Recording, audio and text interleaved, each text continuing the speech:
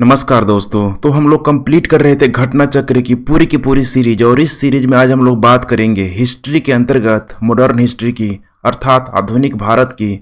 और इस आधुनिक भारत के अंतर्गत घटना चक्र की टॉपिक नंबर 8 में कुछ इंपॉर्टेंट टॉपिक यहाँ पे दिया गया है। आधुनिक भारत में शिक्षा का विकास। जो भी यहाँ पे देखिए उस आधुनिक भारत में अर्थात उस गुलाम भारत में इस प्रकार से शिक्षा का विकास अंग्रेजों के द्वारा किया गया था, क्या ये वाकई में शिक्षा का रियल रूप में विकास था या फिर अंग्रेजों के हितों से परिचालित थी। ऐसे बहुत सारी चीज़ें हैं जो आपको इस टॉपिक में देखने के लिए मिलेगा। बहुत सारी तथ्यात्मक चीज़ों को इसमें शामिल किया गया है और उसका तत्पश्चात देखिए 30 के आसपास MCQ भी आप लोगों को सॉल्व करने के लिए मिलेगा। तो चलिए टॉपिक को शुरू करते हैं, लेकिन शुरू करने से पहले चैनल को सब्सक्राइब करना मत भूलिए। और घटना चक्र की पूरी सीरीज देखिए कंप्लीट की जा रही है। ऑलरेडी यहाँ पे हिस्ट्री है, ज्योग्राफी है, इकोनॉमिक्स है, आने वाले दिनों में इन्वायरमेंट है, पॉलिटी भी साथ साथ में चल रहा है। सबको आप ठीक है नीचे आपको प्लेलिस्ट में ठीक है नीचे आपको डिस्क्रिप्शन बॉक्स में उसका लिंक मिल जाएगा, वहाँ से आप ज़रूर देखें। आइए अब हम लोग बात करते हैं थ्योरी पोर्शन की। आधुनिक भारत में शिक्षा का विकास। 1781 ईस्वी में वारेन हेस्टिंग्स ने कलकत्ता में मदरसा की स्थापना की। इसके प्रमुख यहाँ पे नाजिन मतलब मौलवी मुइज उद उद्दीन थे। अब यहाँ पे मदरसा का मतलब क्या होता है कि यहाँ पे किसी विशेष धर्म में, खासकर मुस्लिम धर्म में, वहाँ पे ठीक है किसी धर्म विशेष की शिक्षा देना। वर्तमान में इसका स्वरूप बदल चुका है। इस मदरसे में फारसी, अरबी और मुस्लिम कानून पढ़ाया जाता था और इसके स्नातक ब्रिटिश राज में दुभाषीय के रूप में यहाँ पे सहायता करते थे। 1791 ईस्वी में बनारस के ब्रिटिश रेजिडेंट जोनाथन डंकन के प्रयत्नों के फलस्वरूप बनारस में एक प्रथम संस्कृत कॉलेज यहाँ पे खोला गया। अब यही है कि आप किसी एक धर्म पे कभी भी ये इल्जाम नहीं लगा सकते हैं कि वहाँ पे उस धर्म की शिक्षा दी जाती थी, उस भाषा में शिक्षा दी जाती थी, क्योंकि जो यहाँ पे इस्लाम में हुआ ठीक वही चीज़ यहाँ पे हिंदुओं में हो रहा है। अर्थात यहाँ पे संस्कृत कॉलेज की यहाँ पे स्थापना की गई। इसके अलावा आप BHU की बात करें, बनारस हिंदू यूनिवर्सिटी की, इसके अलावा आप अलीगढ़ मुस्लिम यूनिवर्सिटी की बात करें, सब यहाँ पे उस समय अगर देखेंगे तो इसके पीछे बहुत लंबी चौड़ी कहानी है, जिसका उद्देश्य हिंदुओं के धर्म में साहित्य और कानून का अध्ययन करना था। पेरिस की रॉयल एशियाटिक सोसाइटी की सदस्यता माइकल मधुसूदन दत्त ने प्रदान की थी।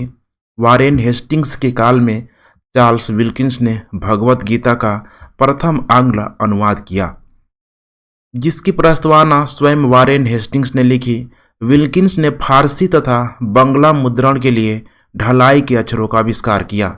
हॉलहेड ने 1778 ईस्वी में 1778 में यहाँ पे संस्कृत व्याकरण प्रकाशित किया। Sir William Jones Warren Hastings के समय कलकत्ता उच्चतम न्यायालय के न्यायाधीश नियुक्त हुए। इनके प्रेरणा पर 1784 ईस्वी में एशियाटिक सोसाइटी की स्थापना हुई। ये स्वयं इसके सभापति यहाँ पे नियुक्त किए। इस संस्था ने एशियाटिक रिसर्चेस नामक यहाँ पे पत्रिका के माध्यम से भारत के अतीत को प्रकाश में लाने का कार्य किया। इसी क्रम में उन्होंने 1789 ईस्वी में कालिदास रचित काफ़ी इम्पोर्टेंट अभिज्ञान शकुंतलम का अंग्रेजी में अनुवाद किया एवं इसके 5 संस्करण प्रकाशित किए। 1854 ईस्वी के पश्चात शिक्षा के क्षेत्र में प्रगति की समीक्षा करने के लिए 1882 ईस्वी में W हंटर की अध्यक्षता में एक आयोग नियुक्त किया। इस आयोग की रिपोर्ट में प्राथमिक शिक्षा के सुधार एवं विकास विशेष पर जोर दिया गया था। राष्ट्रीय शिक्षा के क्षेत्र में सर्वप्रथम 8 नवंबर 1905 को रंगपुर नेशनल कॉलेज की स्थापना हुई। 16 नवंबर 1905 में कलकत्ता में एक सम्मेलन का आयोजन किया गया।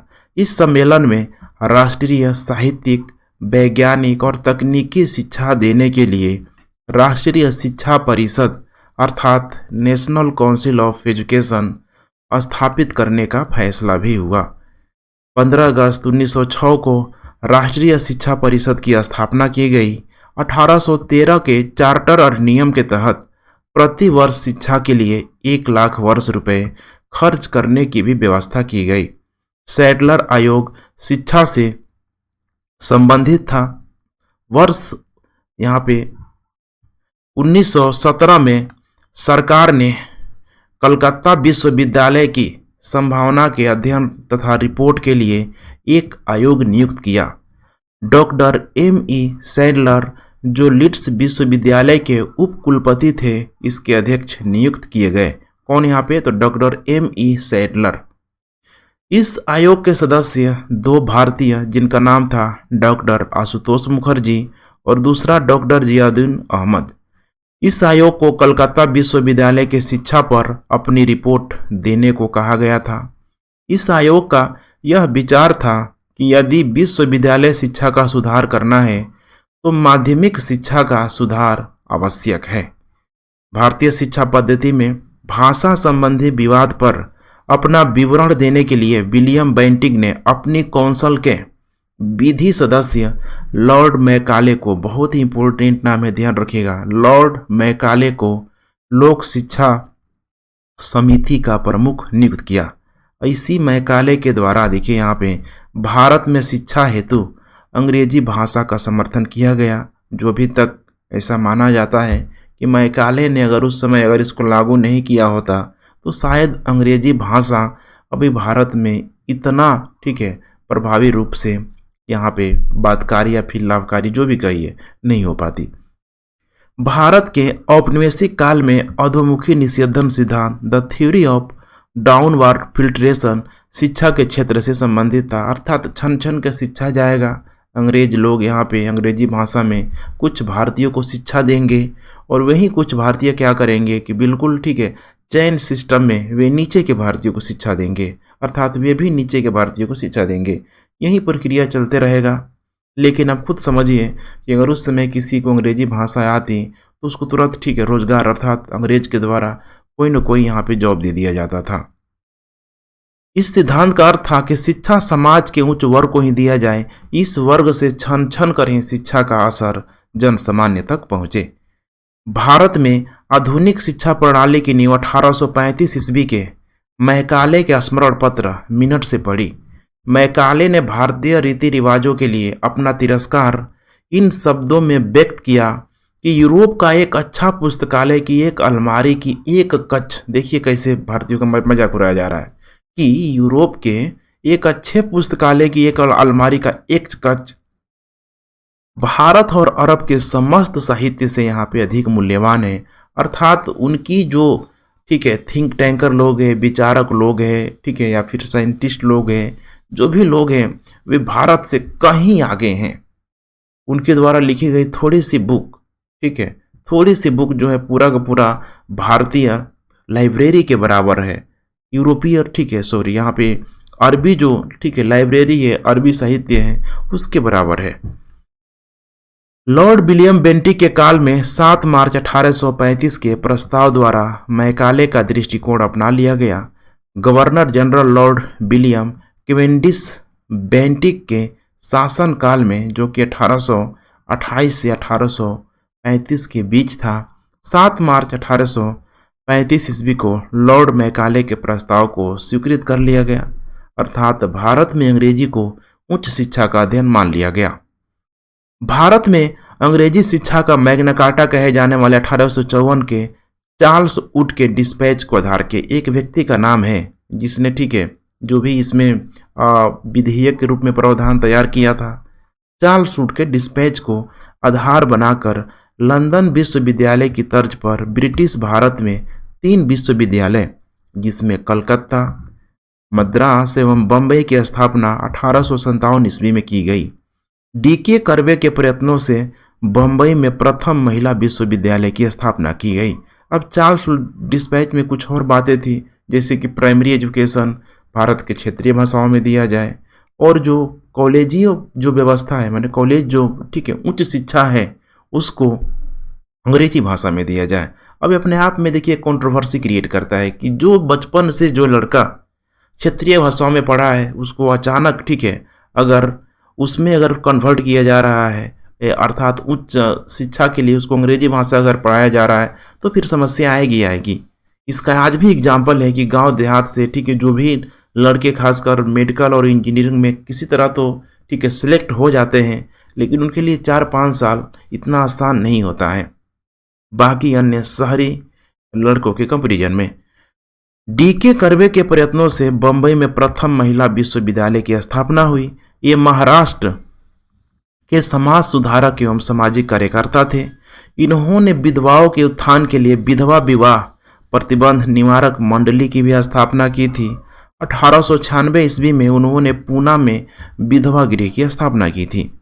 उन्होंने स्वयं एक ब्राह्मणी विधवा से यहाँ पे विवाह किया हुआ था। वर्ष 1958 में इन्हें भारत रत्न प्रदान किया गया। डेक्कन एजुकेशनल सोसाइटी की स्थापना दूसरा है मूलतः न्यू इंग्लिश स्कूल के प्रारंभ के साथ पुणे में की गई थी तथा 1884 ईस्वी में डेक्कन एजुकेशन सोसाइटी औपचारिक रूप से गठित की गई। इस संस्था के संस्थापकों में वीके चिपलुंकर, बीजी तिलक, गोपाल गणेश अगरकर एवं एमबी नाम जोशी प्रमुख थे।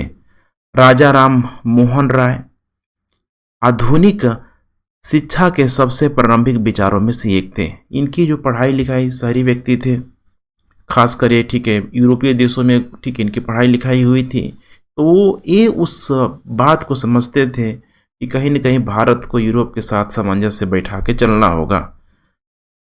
1817 ईस्वी में उन्होंने डेविड हेयर एवं एलेक्जेंडर डफ के साथ मिलकर कलकत्ता में प्रसिद्ध हिंदू कॉलेज की स्थापना की थी।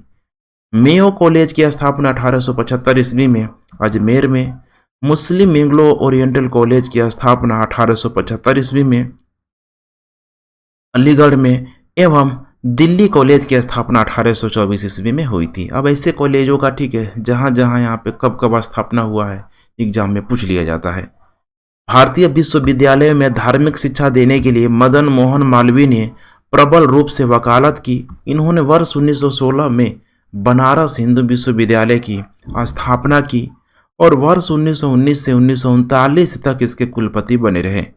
उन्होंने हिंदुस्तान दी यूनियन, अभ्युदय तथा मर्यादा नामक पत्र पत्रिकाएं प्रकाशित भी की। कुल मिला के यही था थ्योरी पोर्शन। आइए अब इसी से संबंधित हम यहाँ पे 30 MCQ को भी सॉल्व करते हैं। पहला प्रश्न है, भारत में अंग्रेजों ने प्रथम मदरसा कहाँ स्थापित किया हुआ था? तो किया था कलकत्ता में। 1781 में वारेन हेस्टिंग ने कलकत्ता में मदरसों की स्थापना की थी। एशियाटिक सोसाइटी ऑफ बंगाल के संस्थापक यहाँ पे कौन थे? उसका नाम था सर विलियम जोन्स। ध्यान रखिएगा, सर विलियम जोन्स, जो कि प्राच्यवादियों का ये लोग समर्थक था। अर्थात भारत में जो भी क्षेत्रीय भाषा थी, प्राचीन भाषा थी, उस भाषा के आधार पर ये लोग शिक्षा देना चाहते थे। नेक्स्ट, वाराणसी में प्रथम संस्कृत महाविद्यालय की स्थापना किसने की थी? उसका नाम था जोनाथन डंकन के द्वारा। नीचे 2 कथन दिए गए हैं, जिनमें एक को कथन, दूसरे को कारण कहा गया है। कथन देखिए, बंगाल के एशियाटिक सोसाइटी की स्थापना वारेन हेस्टिंग्स के काल में हुई थी और उसने सर विलियम जोन्स के पक्ष में उक्त विद्वंत संस्था की अध्यक्षता का प्रस्ताव यहाँ पे अस्वीकार कर दिया था। बिल्कुल ये करेक्ट स्टेटमेंट है, अस्वीकार कर दिया था, ध्यान रखिएगा। ठीक है, कारण में है वारेन हेस्टिंग्स स्वयं एक उद्भट विद्वान तथा प्राच्य विद्या का प्रखर समर्थक था, जो संस्कृत, फारसी व अरबी के अध्ययन को प्रोत्साहित करता था। बिल्कुल ये भी करेक्ट स्टेटमेंट है। कौन? Warren Hastings. इसीलिए यहाँ पे कारण जो है कथन का सही व्याख्या करता है। सही उत्तर हो जाएगा यहाँ पे पहला ए। नेक्स्ट, निम्नलिखित में से किसे पेरिस की रॉयल एशियाटिक सोसाइटी की सदस्यता प्रदान की गई थी? उनका नाम था, काफी इंपोर्टेंट नाम, माइकल मधुसूदन दत्त। निम्नलिखित अंग्रेजों में से कौन था जिसने सर्वप्रथम भगवत गीता का अंग्रेजी में अनुवाद किया था? उसका नाम था चार्ल्स विल्किंस। क्या था नाम? Charles Wilkins. निम्नलिखित में से किसने कालिदास की प्रसिद्ध रचना शकुंतला का पहली बार अंग्रेजी में अनुवाद किया था? उसका नाम था सर विलियम जोन्स। स्वतंत्रता पूर्वावधि में ब्रिटिश सरकार द्वारा भारत में आधुनिक शिक्षा के प्रसार का मुख्य उद्देश्य क्या था? यहाँ पे आप देख पा रहे, छोटे प्रशासनिक पदों पर नियुक्त हेतु शिक्षित भारतीयों की आवश्यकता। नेक्स्ट, ब्रिटिश सरकार के किस अधिनियम ने सबसे पहली बार भारत में शिक्षा के लिए 1 लाख रुपए दिए थे? उस अधिनियम का नाम था चार्टर अधिनियम 1813 का। वुड डिस्पैच के बारे में निम्नलिखित में से कौन से कथन सत्य हैं? पहला है सहायता अनुदान व्यवस्था अर्थात ग्रांट्स इन एड यहाँ पे शुरू की गई, ग्रांट्स इन एड यहाँ पे शुरू की गई, जो कि बिल्कुल सही है। विश्वविद्यालय की स्थापना की सिफारिश की गई, बिल्कुल सही है। शिक्षा के सभी स्तरों पर शिक्षण के माध्यम के रूप में अंग्रेजी सिफारिश की गई। अब देखिए सभी स्तरों पर नहीं किया गया, सिर्फ उच्च शिक्षा में और जो लोअर क्लास की शिक्षा है, ठीक है, निम्न शिक्षा है, उसमें क्षेत्रीय भाषाओं को ही रखा गया। इसीलिए करेक्ट उत्तर हो जाएगा यहाँ पे सिर्फ और सिर्फ ए। नेक्स्ट, चार्ल्स वुड का आदेश पत्र निम्नलिखित में से किससे संबंधित था? वो संबंधित था यहाँ पे शिक्षा से, एजुकेशन से। नेक्स्ट, हंटर कमीशन की रिपोर्ट में विकास पर विशेष जोर दिया गया, किसको? तो प्राथमिक शिक्षा को जोड़ दिया गया। Next, national council of education की स्थापना कब हुई? 15 अगस्त 1906 ईस्वी को इसकी स्थापना हुई। सैंडलर आयोग संबंधित था शिक्षा से अर्थात एजुकेशन से इसका संबंध था। शिक्षा में सुधार हेतु ब्रिटिश सरकार ने सैंडलर विश्वविद्यालय आयोग कब नियुक्त किया? 1917 ईस्वी में सैंडलर विश्वविद्यालय नियुक्त किया। लॉर्ड मैकाले संबंधित है किससे? अंग्रेजी शिक्षा से संबंधित है। भारत के औपनिवेशिक काल में अधोमुखी निषेधन सिद्धांत किस क्षेत्र से संबंधित था? उस क्षेत्र का नाम था एजुकेशन अर्थात शिक्षा। भारत की शैक्षणिक नीति में फिल्ट्रेशन थ्योरी के प्रतिपादक थे, उसका नाम था J.S. मिल। भारत में आधुनिक शिक्षा प्रणाली की नींव किससे पड़ी? ठीक है, तो आधुनिक शिक्षा की जो नींव जो पड़ी हुई थी 1835 का, यही था मैकाले, अंग्रेजी भाषा को प्रोत्साहित करने वाला। निम्नलिखित में से किसने भारत में अंग्रेजी शिक्षा की नींव पड़ी? तो 1813 का चार्टर एक्ट दिया है। दूसरा दिया है general committee of public instruction 1823। तीसरा है प्राच्यवादी एवं आंग्लवादी विवाद। ठीक है, तो तीसरा तो हमें साफ साफ दिखाई दे रहा है, पहला हमने अभी देखा था। ठीक है, 1813 का चार्टर एक्ट यहाँ पे रहेगा और दूसरा भी करेक्ट है general committee of public instruction 1823। सब यहाँ पे अंग्रेजी शिक्षा की इससे नींव ही पड़ी है, इसीलिए करेक्ट उत्तर हो जाएगा यहाँ पे डी। नेक्स्ट, किसके शासनकाल में भारत में अंग्रेजी शिक्षा आरंभ की गई थी? ठीक है, उस समय यहाँ पे जनरली देखिए यहाँ पे गवर्नर जनरल का नाम दिया गया है, उसका नाम था लॉर्ड विलियम बेंटिक। पूरा नाम है देखिए Lord William Cavendish Bentinck. Bharat में प्रथम 3 विश्वविद्यालय की स्थापना किस वर्ष की गई थी? 1857 में की गई थी, 1857 में। किसके सतत प्रयत्नों से बंबई में प्रथम महिला विश्वविद्यालय की स्थापना की गई थी? उसका नाम था D.K. Curve. Deccan educational society की स्थापना से कौन संबंधित था? B.G. तिलक। ध्यान रखिएगा B.G. तिलक। ठीक है, B.G. माने बाल गंगाधर तिलक। ठीक है, नेक्स्ट, निम्नलिखित कॉलेज में सर्वप्रथम किसकी स्थापना हुई थी? इसकी सर्वप्रथम इसमें से जो स्थापना हुआ था किसका? हिंदू कॉलेज, यहाँ पे कलकत्ता में इसकी स्थापना हुई थी। यहाँ पे आप देख सकते हैं राजा राम मोहन राय आधुनिक शिक्षा के सबसे प्रारंभिक विचारों में से एक थे।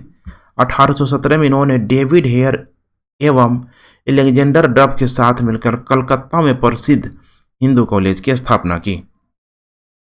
डेविड हेयर और एलेक्जेंडर डफ के साथ मिलकर निम्नलिखित में से किसने कलकत्ता में हिंदू कॉलेज की स्थापना की थी? उनका नाम था राजा राम मोहन राय। देखिए IAS प्री 2009 में पूछा गया है। नेक्स्ट, भारत में औपनिवेशिक शासन के दौरान शैक्षणिक संस्थाओं के संदर्भ में निम्नलिखित युग्मों पर यहाँ पे विचार करना है। पहला है यहाँ पे बनारस का संस्कृत कॉलेज है यहाँ पे। ठीक है, तो संस्कृत कॉलेज को लेकर अभी हम लोगों ने देखा भी हुआ था, उसमें नाम था जोनाथन डंकन का, इसमें नाम दिया विलियम जोन्स, इसीलिए गलत हो जाएगा। कलकत्ता मदरसा वारेन हेस्टिंग्स, बिल्कुल सही है। फोर्ट विलियम यहाँ पे कॉलेज है यहाँ पे। ठीक है, इसमें दिया गया आर्थर वेलेजली, ये भी यहाँ पे गलत है क्योंकि इसका जो करेक्ट उत्तर हो जाएगा यहाँ पे यहाँ पे। ठीक है, लॉर्ड रिचर्ड कोले यहाँ पे वेलेजली यहाँ पे। ठीक है, तो यहाँ पे आर्थर विलेजली है और यहाँ पे देखिए नाम क्या दिया है, लॉर्ड रिचर्ड कोले विलेजली। तो सिर्फ विलेजली को देख के टिक मारेंगे, गलत हो जाएगा, इसीलिए करेक्ट उत्तर हो जाएगा सिर्फ और सिर्फ यहाँ पे बी। निम्नलिखित में से किसने भारतीय विश्वविद्यालय में धार्मिक शिक्षा के लिए प्रबल रूप से वकालत की थी? धार्मिक शिक्षा के लिए वकालत करने वाले थे मदन मोहन मालवीय। नेक्स्ट, बनारस हिंदू विश्वविद्यालय का शिलान्यास निम्न में से किसने किया था? उसका नाम है यहाँ पे लॉर्ड हार्डिंग।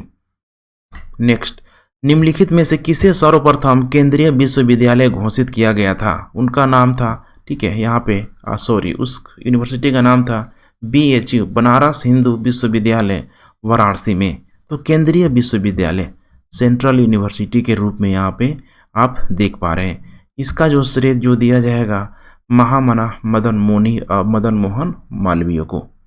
तो ठीक है फ्रेंड्स, आज का MCQ प्लस थ्योरी यही कंप्लीट होता है। कल हम लोग फिर से मिलेंगे एक नए टॉपिक के साथ। तो चलिए, थैंक्स फॉर वॉचिंग एंड जय हिंद।